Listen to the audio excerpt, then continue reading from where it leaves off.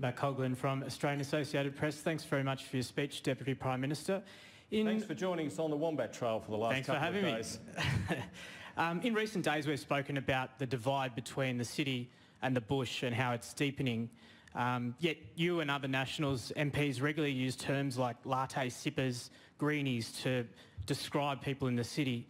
Do you think you've contributed to that divide, and will you commit to a more respectful dialogue with people who are essentially farmers' customers in the city?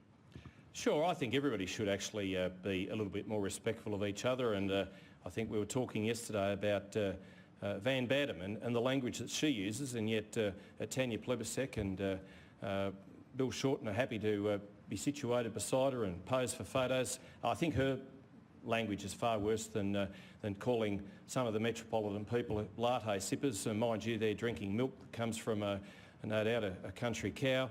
They're having coffee beans, which no doubt come from a regional centre. The fact is, we need to be more respectful in our dialogue. One thing I will say about Kevin Rudd was that when he retired, he talked about the politeness needed in politics and the need for more of it. And he was probably right. He was right then. He's probably still, to this day, correct. But the fact is, Twitter, there's a lot of people, and particularly the left side of politics, which uses Twitter as a weapon against people who stand for and represent regional Australians. The great dividing range is not just a geographical barrier. Sadly, these days, it's also a metaphor for the differences between metropolitan cities and the great sprawl that is regional Australia, and more's the pity. Warren Truss said to me one day that back in his day when he was a young fellow, a lot of people would come and visit the country farm, the country cousins. That doesn't happen these days. We're so busy, we're so caught up in the hustle and bustle of life that I think city people forget where their food and fibre comes